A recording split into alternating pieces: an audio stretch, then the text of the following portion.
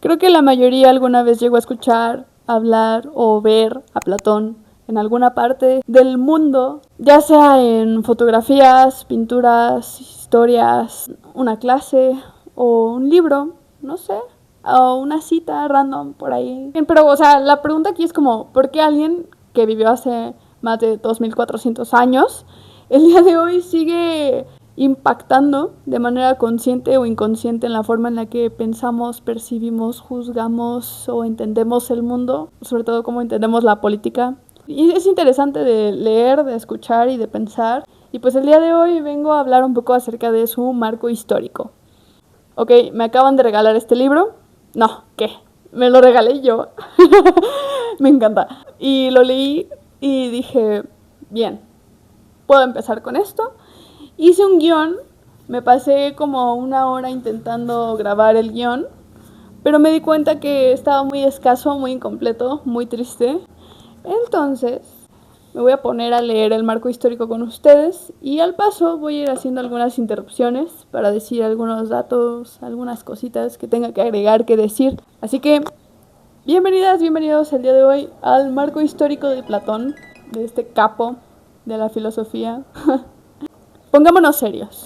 Vamos a ponerme lentes y antes que nada, por favor, quiero dar un momento de apreciación a mi precioso separador del libro. ¡Cachín! Ay, no, es perfecto. Es como una espada, güey, que se clava en el libro. Marco histórico. Se conoce como Grecia clásica o antigua al periodo comprendido por los siglos 5 y 4 a.C. Fue el centro de ese mundo antiguo que se convirtió en una cuna de la civilización, pero sobre todo, cuna de la democracia.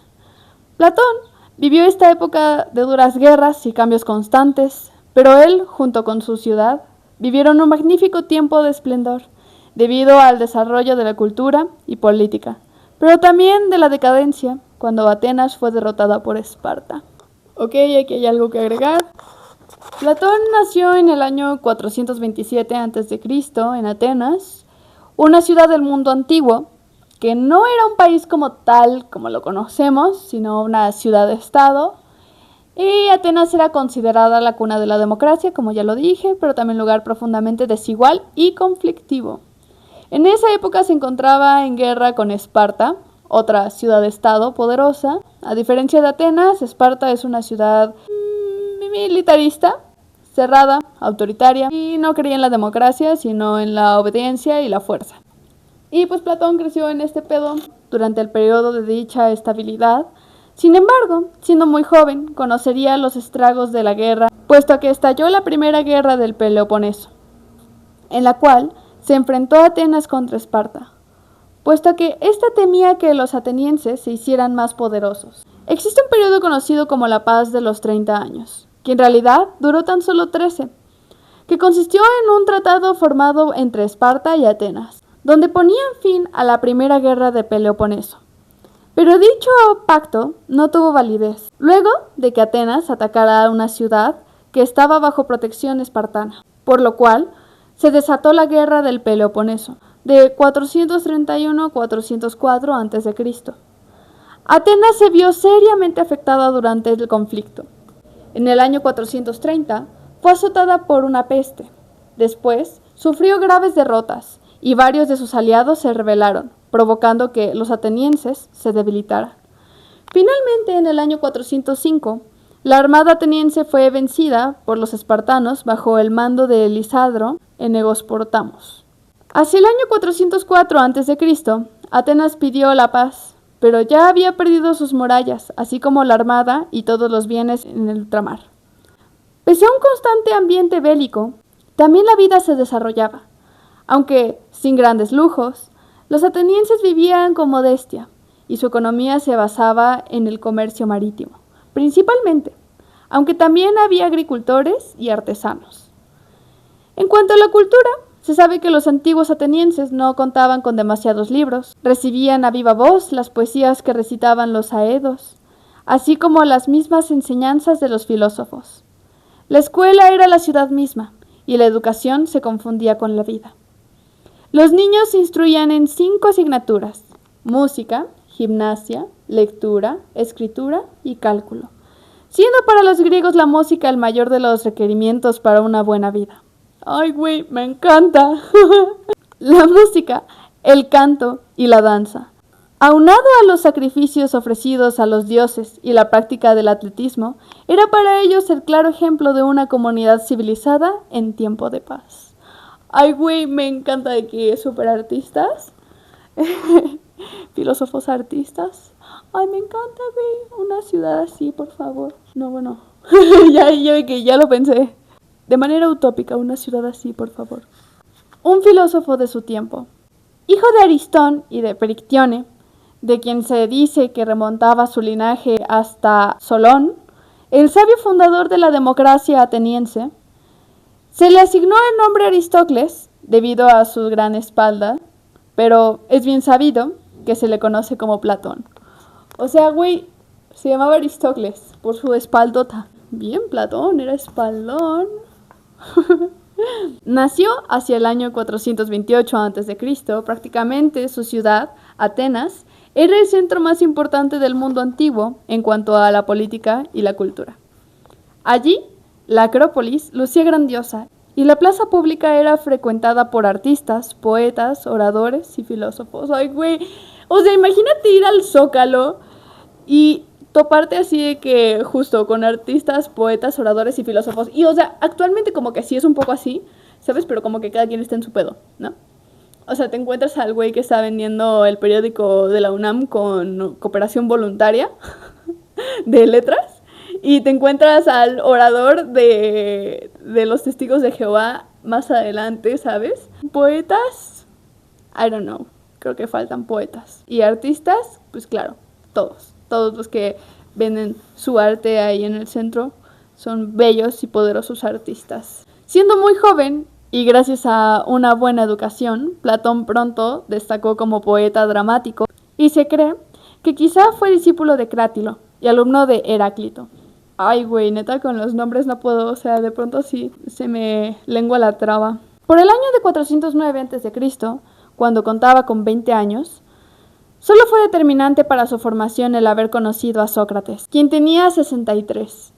Pero 10 años después, cuando la democracia ateniense le puso la sentencia de muerte a su maestro Sócrates, Platón decidió abandonar su carrera como dramaturgo, quemó todos sus escritos y se dedicó por completo a la filosofía. Fue así de que, güey, el momento canónico de Platón.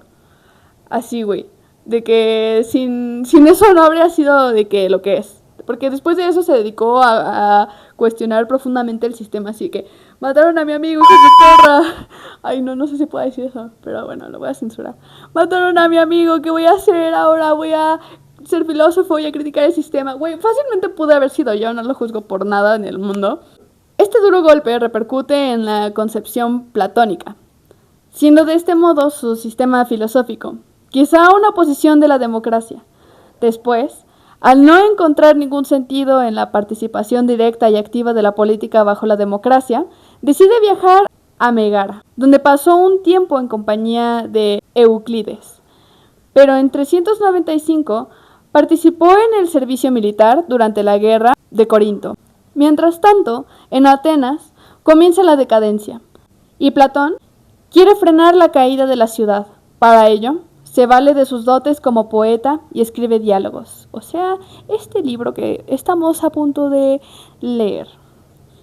Género que extrajo de las enseñanzas socráticas, en los cuales se recrean los encuentros de su maestro con distintos personajes en sus diálogos. Platón crea la duda tanto en poetas como en geómatras y sofistas, haciendo vacilar, puesto que eran los hombres más competentes para responder, mediante la dialéctica, arte de enfrentar posiciones opuestas para alcanzar una verdad superior.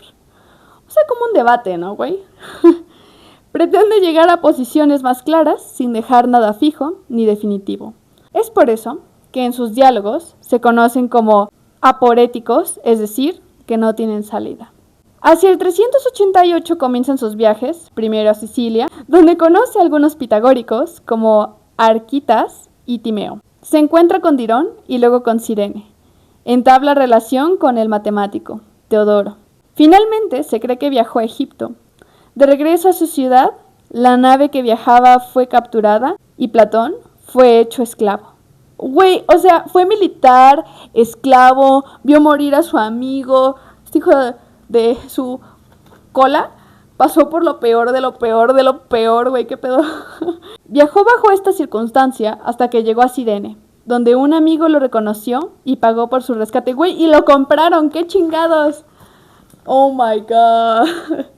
Tras estos hechos, Platón decide fundar en Atenas su escuela, denominada Academia, nombre que le asignó... a ver, escuchen esto, porque a mí se me hizo una mamada, o sea, no una mamada, o sea, qué padre, el conocimiento es poder, pero güey, o sea, me encanta de que seguro estaba como, ¿sabes? Como en modo de que club, y de que tú no entras y no sabes geometría, pero chequen. Nombre de que asignó debido a que la estableció junto con río Ceficio, donde se encontraba la tumba del héroe Academo. En la Academia Platónica, las matemáticas fueron fundamentales al grado de que había una inscripción sobre las puertas de la entrada que decía: nadie entre que no sepa geometría. Cabrón. Crece la fama de Platón y su academia hacia el año 367. Ingresó Aristóteles, conocido como su mejor alumno, quien estudiaría 20 años allí para después fundar su propia escuela, a la cual llamó el Liceo. Finalmente, la muerte llega a Platón en el año 347, durante el periodo en el que escribía las leyes sobre la legislación. Pero llegó a la humanidad el más alto pensamiento, expresado por la manera más hermosa, se puede decir, como expresó Borges sobre Heráclito, que Platón no tiene ayer ni tiene ahora. Entonces, este es el contexto histórico. Y bueno, recordar que Platón fue un aristócrata, lo que quiere decir que tuvo todo el privilegio de la educación y de todo, a pesar de que fue un esclavo y lo compraron y pasó por toda esa locura, pues sí, también era un privilegiado, un gran privilegiado. Y bueno, también me parece que el que haya viajado le ayudó a abrir un poco más, como tener esa apertura de conocimiento de todas esas culturas. Observó religiones distintas, gobiernos monárquicos, culturas con mitos milenarios, o sea, como que se nutrió de mucho conocimiento. Siento que eso también ayudó a que fuera un capo del conocimiento, ¿no? Lo transformó, le hizo entender que no había una única manera de vivir, pero que en todas partes la gente buscaba lo mismo. El bien, la verdad y la justicia, eso... no sé, como que me parece difícil de creer, porque... el mundo es muy variado, muy distinto. Generalizarlo así sería muy cabrón. Y más yo creo que porque, o sea, me cuesta tanto trabajo creerlo por el mundo en el que vivimos, tan dividido, tan individualista, tan consumista. Como que pensar que todos al final buscan el bien para todos, me es un poco difícil de creer.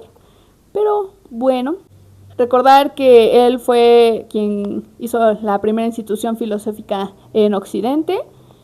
Y no era una escuela formal, era un espacio para pensar en libertad. No enseñaba datos, sino que formulaba preguntas profundas. Se caminaba, se debatía, se imaginaba cómo debía ser una ciudad justa. Platón creía que el conocimiento no se transmite, se despierta. Para él, enseñar era ayudar a recordar lo que ya está en el alma. Y su intención al crear la academia no era imponer verdades, sino entrenar mentes capaces de pensar por sí mismas. Era su forma de resistencia, formar pensadores, no soldados, y eso me encanta.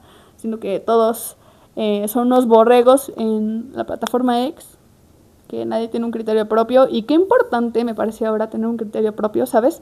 Escuchar y no tomar todo por verdad, ¿no? Yo siento que esto todavía se aplica incluso como a mí, yo que estoy ahorita empezando como a crear contenido. No porque yo llegue a hablarte de un pensador que a mí me parece muy cabrón, significa que para ti tiene que ser así. Siento que el mundo es muy grande, igual que la mente y todas las mentes humanas. Entonces, nada, siempre recordar que uno está aquí para entrenar su mente, para abrir un espacio de pensamiento, de criterio. Así que toma esto como verdad o no, me parece genial. Y a continuación, después haré unos videos donde iré hablando poco a poco de cada capítulo. Haré un video por capítulo. Siento que me parece preciso porque si no sería un video extremadamente largo. Y bueno, nada, aquí estoy, para repartir conocimiento, como probablemente le hubiera gustado a Platón. Yo soy Ashelen, me encuentras en todas mis redes sociales como subrayo luego existo, increíble. Nos vemos en el siguiente video. Me haré la tarea de hacer un guión mejor estructurado, porque siento que 8 hojitas no bastan para todo lo que acabamos de leer, ¿no? Sí, está... Sí, es diferente, chicos. Y bueno, hasta la próxima. Ay, y perdón, neta, perdón, si yo no sé pronunciar algunas palabras. Probablemente ahí me vi medio lenta, ¿no? Así de que... Es que ustedes igual no se van a dar tanta cuenta, porque voy a tratar de editar el video lo mejor posible. Pero sí, había unas partes en las que estaba que... Lo siento, no estoy muy acostumbrada a leer esas palabritas. Bueno, leerlas tal vez, pero pronunciarlas, no. Entonces, no me había dado cuenta de lo difícil que era hasta que lo intenté. Estoy dando lo mejor de mí. Ténganme paciencia.